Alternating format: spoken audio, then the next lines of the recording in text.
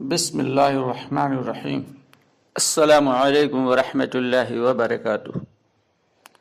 اعوذ باللہ من الشیطان الرجیم، بسم اللہ الرحمن الرحیم۔ یا ایہا الذین آمنوا قوا انفسکم واہلیکم نارا وقودها الناس والحجارہ۔ پیارے دوستو، اللہ رب العالمین اپنے پاک کلام میں فرما رہے ہیں، مفسرین فرماتے ہیں اس آیت مبارک کے بارے میں کہ اس آیت کریمہ میں اللہ رب العالمین نے فرمایا ہے کہ اے ایمان والو، اپنے آپ کو اور اپنے اہل و عیال کو جہنم کی بھڑکتی ہوئی آگ سے بچاؤ، وہ آگ کہ جس کا ایندھن انسان اور پتھر ہیں۔ پیارے دوستو، میں ہوں یوسف ملک اور آپ دیکھ رہے ہیں دعوت جنت کا راستہ۔ اللہ رب العالمین نے اپنے بندوں پر بے حد و حساب انعامات کیے ہیں، بے حد و حساب اکرامات کیے ہیں، اور اللہ تعالی نے بے حد و حساب احسانات بھی کیے ہیں کہ اللہ تعالی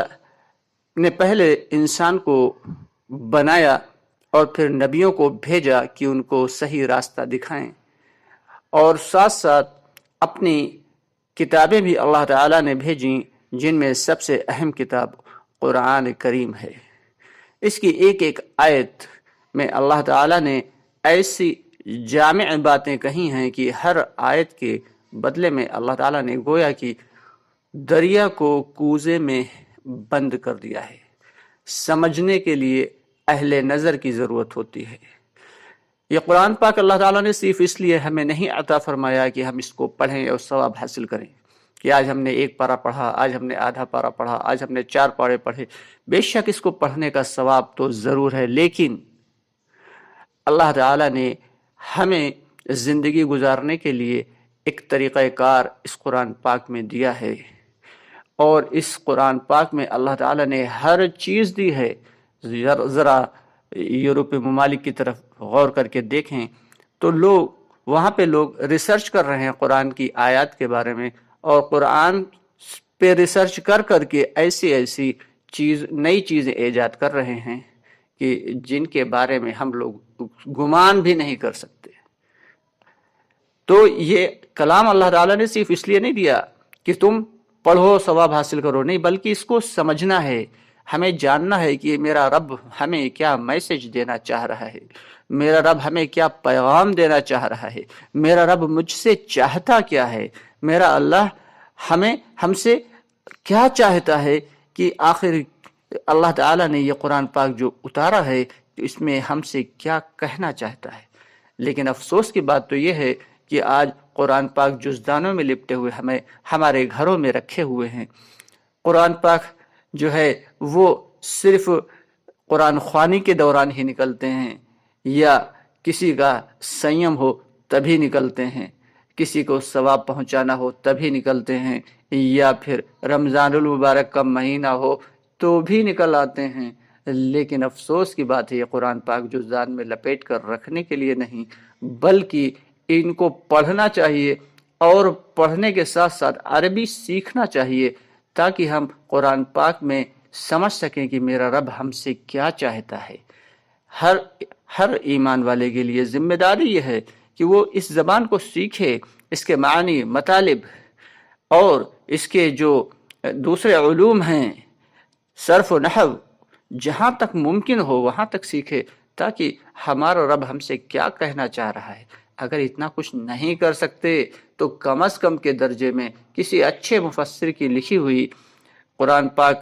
جو تفسیر کے ساتھ ہے، کم از کم اس کو ہی ہم پڑھیں، روزانہ 1 صفحہ 2 صفحہ پڑھیں، اور پھر اس پر غور و خوض کریں کہ اس میں اللہ تعالیٰ نے ہم سے کیا کہا ہے، میرا رب ہم سے کیا چاہتا ہے۔ آخر اللہ تعالیٰ نے جو ہے اس کلام پاک کو اتارنے کا اللہ کا مقصد کیا ہے۔ لیکن دوستو، افسوس کی بات تو یہ ہے کہ آج ہمارے بچے عربی پڑھے نہیں، اور جو پڑھے بھی ہیں تو وہ صرف اس حد تک پڑھے ہیں کہ وہ قرآن پاک کو جو ہے یا تو ناظرہ پڑھ لیتے ہیں یا پھر حافظہ پڑھ لیتے ہیں، اس کے معانی اور اس کے مطالب اس کی سمجھ سے ان کی کوسوں دور ہیں۔ تو دوستو، ہماری ذمہ داری یہی نہیں ہے کہ ہم صرف قرآن پاک کو پڑھ لیں، بلکہ ہماری ذمہ داری یہ بھی ہے کہ ہم قرآن پاک کو سمجھ کر پڑھیں۔ اس لیے علماء کرام اور جو ہمارے مفتیان کرام فرماتے ہیں کہ ہمیں کسی اچھے مفسر کی لکھی ہوئی تفسیر کو پڑھ کر کم از کم اتنا تو سمجھ ہی لینا چاہیے کہ میرا رب ہم سے کیا چاہتا ہے۔ اس کے علاوہ جو آیت کریمہ ابھی میں نے پڑھی، اس میں اللہ تعالیٰ نے صاف صاف کہہ دیا، اور کس سے کہا ہے کہ غیروں سے نہیں کہا، ایمان والوں سے کہا ہے، یا ایھا الذین آمنوا قوا انفسکم، اے ایمان والو تم اپنے آپ کو جہنم کی بھڑکتی ہوئی آگ سے بچاؤ اور اپنے اہل و عیال کو بھی بچاؤ۔ تم تو ایمان والے ہو، تو پھر ہم تو ایمان والے ہو، تو ہمیں ڈرنے کی کیا ضرورت؟ جنت تو میری پکی ہے، پھر ہمیں دوزخ میں کیوں ڈالا جائے گا؟ اللہ تعالیٰ نے یہاں پہ بڑا اہم میسج دیا ہے دوستو، کہ صرف ہم مسلمان کے گھر میں پیدا ہو گئے، ایمان والے کے گھر میں پیدا ہو گئے، یہ کافی نہیں ہے، بلکہ ایمان کے لیے، ایمان کو بچانے کے لیے، ایمان کو بنانے کے لیے ایمان کی محنت بھی ضروری ہے، ایمان کی دعوت بھی ضروری ہے۔ اگر ہم ایمان کی محنت اور ایمان کی دعوت نہیں دیں گے تو پھر ہمارا ایمان آہستہ آہستہ کمزور ہوتا چلا جائے گا۔ فرماتے ہیں کہ ایک ایمان والا ایمان کی محنت کرے گا، اس کا ایمان بڑھے گا، اور بڑھتا ہوا ایمان اللہ تعالیٰ کے احکامات پہ کھڑا کرے گا، حضور پاک صلی اللہ علیہ وسلم کے لائے ہوئے پاکیزہ طریقے پہ چلائے گا۔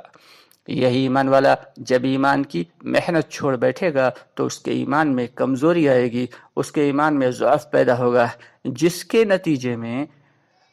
اللہ رب العالمین کے احکامات ٹوٹتے چلے جائیں گے، اور نبی پاک صلی اللہ علیہ وسلم کا لایا ہوا پاکیزہ طریقہ اس کی زندگی سے نکلتا چلا جائے گا اور اسے پتہ بھی نہیں چلے گا۔ تو اس لیے ایمان کے لیے ایمان کی محنت ضروری ہے، اور بچوں کو بھی اور اپنے اہل و عیال کو بھی جہنم کی آگ سے بچانے کے لیے اللہ رب العالمین نے صاف صاف کہا ہے۔ اور اس آگ کا اللہ تعالیٰ نے جو حلیہ بتایا ہے اور اس کی جو ہیبت بتائی ہے، ذرا اس پہ غور کریں کہ اس کا ایندھن کیا ہے، کہ پتھر ہیں، اور پتھر وہ بھی بھڑکتے ہوئے آگ میں جب ڈال دیا جائے تو پتھروں کی کیا حالت ہوگی، لوہے سے بھی زیادہ گرم، اور اس کی آگ کا ایندھن کون ہے؟ انسان ہیں۔ اللہ اکبر کبیرہ، اللہ ہم سب کی مغفرت فرمائے۔ دوستو، یہ بڑا اہم مسئلہ ہے، بہت ہی اہم مسئلہ ہے، بات ابھی ہماری سمجھ میں نہیں آ رہی دوستو۔ یہ ایمان کو بنانا اور ایمان کو بچا کے لے جانا، یہ ایک بہت اہم مسئلہ ہے، اور یہ بغیر ایمان کی دعوت اور بغیر ایمان کی محنت کے ممکن نہیں ہو سکتا۔ ہم کتنے بھی بڑے نمازی بن جائیں، ہم کتنے بھی بڑے روزے دار بن جائیں، لیکن جنت میں جانے کے لیے ایمان کا ہونا شرط ہے، ایمان کا ہونا شرط ہے۔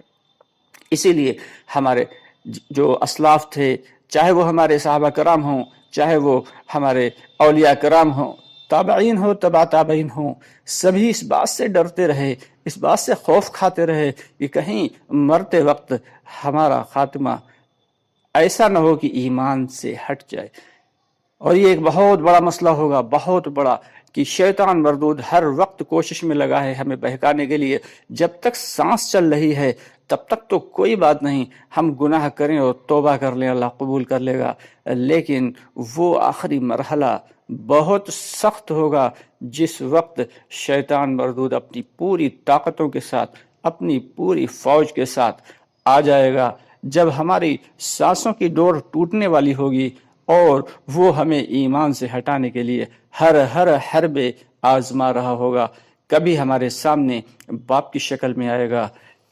کبھی ہمارے سامنے دادا کی شکل میں آئے گا، کبھی بیٹے کی شکل میں آئے گا، کبھی ماں کی شکل میں آئے گا۔ ہر ممکن کوشش کرے گا ہمیں بہکانے کی، کہ اگر یہ بندہ اس وقت بہک گیا تو اس کا خاتمہ بالخیر نہیں ہوگا اور یہ سیدھا جہنم میں چلا جائے گا، اس وقت دوستو ایک ایسا معاملہ ہوگا کہ اللہ اپنے فضل سے حفاظت فرما لے تو یہ اللہ کا احسان ہے، ورنہ بچنا تو بہت مشکل پڑ جائے گا۔ اسی لیے اللہ تعالیٰ سے دعا کرتے رہنا چاہیے اور توبہ استغفار کرتے رہنا چاہیے اور شیطان مردود سے پناہ مانگتے رہنا چاہیے۔ دوستو آپ سے گزارش ہے کہ ہماری ویڈیوز کو زیادہ سے زیادہ لائک اور شیئر کر دیا کریں۔ اگر ابھی تک آپ نے ہمارا چینل سبسکرائب نہیں کیا ہے تو ہمارا چینل کو فوراً ابھی سبسکرائب کر لیں اور زیادہ سے زیادہ بھائیوں کو اس کی دعوت دیں کہ وہ بھی ہمارے چینل کو سبسکرائب کریں اور ہماری ویڈیوز کو زیادہ سے زیادہ لائک اور شیئر کر دیا کریں، تاکہ ہمارے وہ بہن بھائی جن تک دین کی بات نہیں پہنچ پاتی ان تک بھی دین کی بات آسانی سے پہنچ جائے۔ آپ سے گزارش ہے کہ ہمارے حق میں خصوصی دعا کریں اور پوری امت مسلمہ کے لیے دعا کریں کہ اللہ ہم سب کے ساتھ عافیت و سہولت اور خیر کا معاملہ فرمائے اور تمام آزمائشوں سے اور پکڑ سے حفاظت فرمائے۔ انشاءاللہ بہت جلد آپ سے پھر ملاقات ہوتی ہے۔ اس کے ساتھ ہی اجازت چاہیں گے۔ السلام علیکم ورحمۃ اللہ وبرکاتہ۔